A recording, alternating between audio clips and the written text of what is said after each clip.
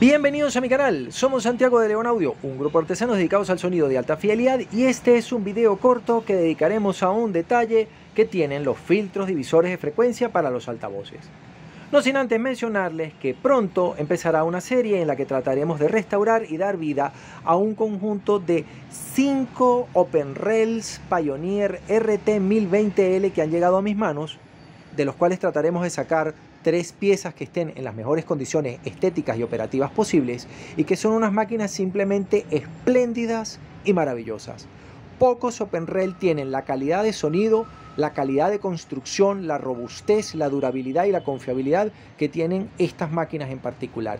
3 motores, una construcción absolutamente espléndida, una electrónica extremadamente sencilla, unos equipos simplemente maravillosos. Por lo menos desde mi humilde punto de vista, que yo soy entusiasta de la electrónica japonesa y de Pioneer en particular. Ya he dedicado alguno que otro video anterior y les he mostrado este bonito filtro crossover de tercer orden fabricado por Philips a final de los años 60 para dar vida a sus altavoces de 3 vías de la serie de alta fidelidad, y de este modelo en particular, que está más bien ubicado en la gama baja porque es simplemente un pequeño bookshelf con una construcción muy sencilla. Pero lo que destaca y sorprende es que el fabricante holandés haya decidido utilizar un filtro crossover de segundo orden en unas piezas que en realidad son de bajo costo. Y ustedes preguntarán por qué y qué importancia tiene. Bien, para la mayor parte de los entendidos queda clarísimo de que un tweeter no puede recibir medias y bajas frecuencias porque se quema. Y un midrange no puede recibir bajas frecuencias porque la distorsión sería espantosa, y no debe recibir altas frecuencias porque quedaría emitiendo la misma gama que el tweeter, produciendo interferencia por la cercanía de los componentes y creando un filtro peine que suena espantoso. Y también es cierto que cuando a un buffer, que está en reconstrucción, se le permite tratar de reproducir una parte del registro medio o del registro agudo, lo hace con un sonido espantoso, resuena, tiene distorsión, debe ser evitado. Entonces el filtro crossover en principio va a dirigir una parte de la potencia entregada por el amplificador a el parlante que le corresponde para que la carga sea de los 8 ohmios nominales y no queden los 3 componentes en paralelo, en cuyo caso tendríamos solo 2.66 ohmios, exigiéndole más corriente de la disponible al amplificador y quemándolo todo. Quemaríamos el tweeter, quemaríamos el midrange y quemaríamos el amplificador. Pero como les he adelantado, el trabajo del filtro crossover no está solamente en dividir la potencia que entrega el amplificador por frecuencia para que las frecuencias correctas lleguen a cada uno de los componentes. Su misión es doble. Esa es la primera. Si evitamos que 2 componentes emitan sonido a la misma frecuencia, lograremos una respuesta en frecuencia plana. Entonces, el primer propósito de un filtro crossover es dividir la señal que entrega el amplificador en las gamas de frecuencias que pueden reproducir cada uno de los componentes para conseguir una respuesta en frecuencia plana. Pero eso no es todo lo que hace un filtro crossover. El filtro crossover hace muchísimas cosas más por nosotros que son interesantes. Se los voy a contar desde el punto de vista del midrange, que me parece más sencillo de entender. Este es el buffer. Es un buffer de 8 pulgadas. Los buffers suelen tener 6 pulgadas, 7 y un cuarto, 8, 10, 12, 15. Y su trabajo particular es producir el registro grave, donde son lo más eficiente posible. Pero para reproducir los medios no queremos ese componente. Queremos un midrange. Es más pequeño, tiene un diafragma ligero, está especializado en producir el registro medio y lo hace con una gran eficiencia. Es decir, suena muy fuerte en esa parte de la banda y produce poca distorsión armónica. Así que lo preferimos para reproducir el registro medio, pero no puede producir agudos. Para producir agudos tenemos que utilizar un componente adicional, y ese componente adicional es este niño que está aquí, el tweeter.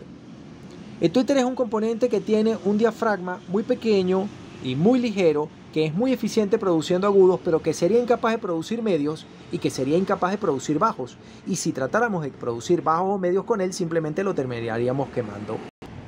Para que la gama de frecuencias correcta llegue al componente correcto y tengamos el mejor funcionamiento posible, tenemos el filtro crossover.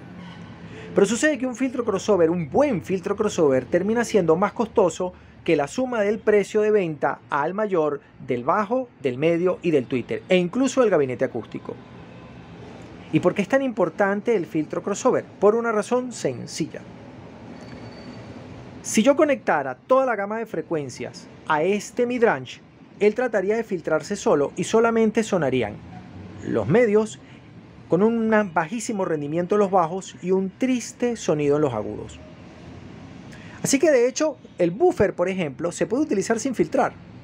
Y el midrange, hasta cierto punto, también podría usarse así, pero lo filtramos. ¿Y por qué lo filtramos? Bueno, en principio, para proteger al amplificador de que las 3 cargas o las 2 cargas o las 4 cargas en un sistema de 4 vías quedaran en paralelo. Pero lo segundo es más interesante y es lo que trataré de contarles de una manera muy sencilla. Un midrange, cuando trata de reproducir señales que están fuera de la gama de frecuencias para la que él fue diseñado, tiene una distorsión armónica particularmente alta. Por ejemplo, si este midrange ha sido diseñado para reproducir señales entre 300 Hz y 3 kHz, pongamos por caso, la distorsión a 1 kHz, que es el centro de su banda, va a ser muy pequeña. Pero la distorsión armónica fuera de la banda va a ser muy alta. Probablemente la respuesta en frecuencia de un midrange sea como esta. Los medios los reproduce perfecto y muy fuerte y los bajos y los agudos no los puede reproducir. Aunque lo más real sería decir que la respuesta en frecuencia se parecería más a esto. Y si ya lo hace así, ¿para qué usamos un filtro crossover? Porque si de repente la respuesta en frecuencia es correcta, la distorsión armónica medida se vería así. Sería muy pequeña a 1 kHz en el centro de la banda e iría subiendo a medida de que nos alejamos de la banda donde el midrange es lo más eficiente posible.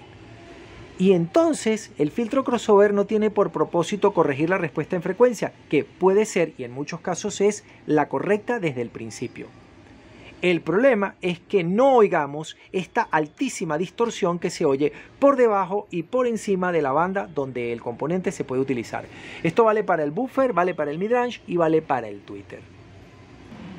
Si no tenemos filtro crossover, aunque la respuesta en frecuencia fuese correcta, tendríamos una distorsión insoportable.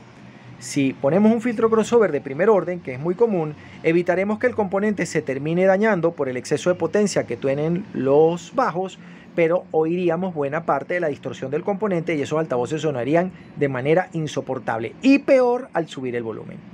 Si usamos un filtro crossover de segundo orden como este, seguiremos teniendo una respuesta en frecuencia más o menos plana dentro de la banda como lo ha diseñado el fabricante, pero la distorsión del tweeter fuera de su banda, del midrange fuera de su banda y del buffer fuera de su banda serán más pequeñas y el sonido obtenido será más limpio. Entonces, el fabricante se gasta el dinero en hacer un buen filtro crossover, no para tener una respuesta en frecuencia plana, sino para tener un sonido más limpio, más correcto, con una menor distorsión armónica, par e impar.